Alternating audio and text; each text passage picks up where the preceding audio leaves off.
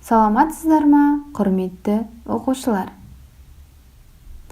Номер 51 гимназия, математика пәні мұғалімі Мыңжасарова Гүлжахан Азаматқызы.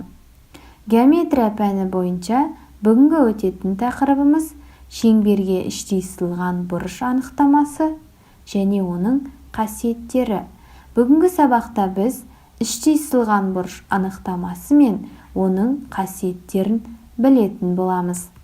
Сабақты бастамас бұрын экрандағы суретке назар аударайық. АОВ және АСВ бұрыштарының ұқсастығы мен айырмашылығы неде? Бұл суреттегі бұрыштардың ұқсастығы екеуінің де шеңбердің ішінде орналасуында, ал айырмашылығы бұрыштардың төбелерінің орналасу жағдайында. Бірінші суреттегі АОВ бұрышының О төбесі шеңбердің центрінде орналасқан, ал екінші суреттегі АСВ бұрышының төбесі С нүктесі шеңбердің бойында орналасқан. Шеңбердің центрінен шығатын екі сәуле екі бұрышты құрайды. Осы бұрыштар центрлік бұрыштар деп аталады. Бірі кіші доғада, ал екіншісі үлкен доғада орналасқан. Центрлік бұрыштың төбесі шеңбердің центрі болып табылады. Бұрыштың қабырғалары екі радиустан құралады. Әр центрлік бұрыштар жұбының қосындысы 360 градусқа тең. Бейнероликтен түсінгеніміздей, төбесі шеңбердің центрінде жататын бұрыш центрлік бұрыш деп аталады. Берілген суреттегі центрлік бұрыш АОВ бұрышы. Бұрыштың ішінде орналасқан шеңбер бөлігі осы центрлік бұрышқа сәйкес шеңбер доғасы деп аталады. Яғни АОВ центрлік бұрышының доғасы АВ доғасы. Доғаның градустық өлшемі бұл центрлік бұрышқа сәйкес келетін градустық шама, яғни центрлік бұрыш пен центрлік бұрыш жасайтын доға градустық өлшемдері өзара тең болады. Берілген суреттегі АСВ бұрышы шеңбердің центрлік бұрышы болады деп ойлайсыздар ма? Әрине жоқ. АБЦ бұрышы шеңберге іштей сызылған. Бұрыштың төбесі шеңбердің бойында орналасқан. Бұрыштың қабырғалары төбеден шығатын екі хордадан тұрады. АБЦ бұрышы шеңберге іштей сызылған. Бейнероликтен байқағанымыздай, төбесі шеңбердің бойында жататын, ал қабырғалары шеңберді қиып өтетін бұрыш іштей сызылған бұрыш деп аталады. Ендеше іштей сызылған бұрыш туралы теоремаларға тоқталайық. Бірінші теорема.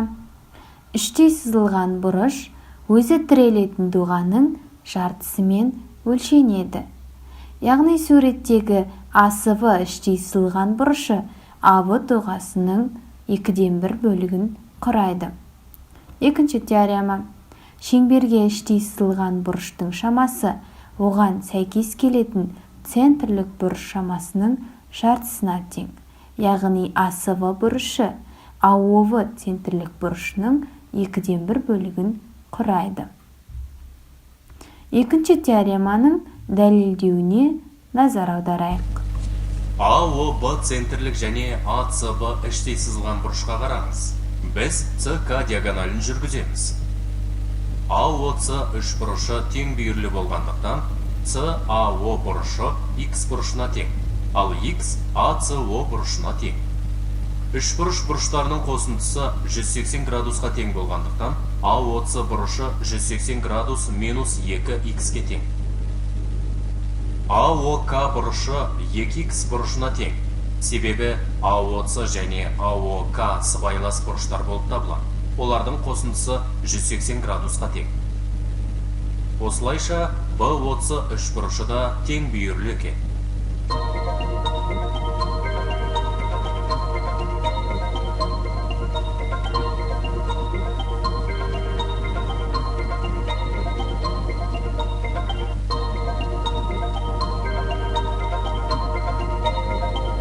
Сол себептен АОБ центрлік бұрышы бір доғаға тірелген екі іштей сызылған бұрышқа тең. Олай болса, бұл теоремалар негізінде қалыптасатын салдарларды қарастырайық. Бірінші салдар: бір ғана доғаға тірелетін іштей сызылған бұрыштар тең болады. Екінші салдар: жарты шеңберге, яғни диаметрге тірелетін іштей сызылған бұрыш тік бұрыш болады, яғни 90 градусты құрайды. Бүгінгі тақырып түсінікті болса, тапсырмалар орындап көрейік. Тақырып түсінікті болса, тапсырмалар орындап көрейік. Бірінші тапсырма: шеңбердің 5/1 бөлігіне тең болатындай доғаға керілген іштей сызылған бұрыштың шамасын табыңыз. Жауапты градуспен беріңіз. Ал біз білеміз, толық бұрыш неше градус құрайды? Дұрыс айтасыздар, 360 градусты құрайды.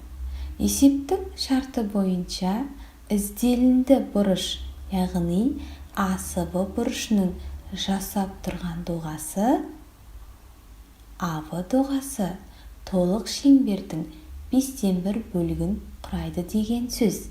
Яғни 360 градустың 5/1 бөлігі 72 градусқа тең. Олай болса, АВ доғасы 72 градусқа тең болады.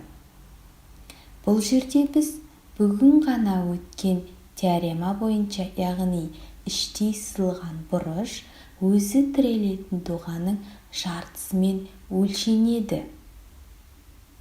Осы теоремаға сүйене отырып, бұл есепті шығаратын боламыз. Олай болса, АСБ бұрышы АБ доғасының жартысына тең, яғни 72 градустың жартысы 36 градусқа тең болады. Келесі тапсырма, екінші тапсырманы өз беттеріңізше орындап көріңіздер. Шеңбер бойынан А, Б, С нүктелері белгілеп алынған. В нүктесі енбейтіндей, асы доғасының шамасы 130 градус, А нүктесі енбейтіндей, В доғасының шамасы 72 градус. Шеңберге іштей сызылған АСБ бұрышының шамасын табыңыз. Жауапты градуспен беріңіз.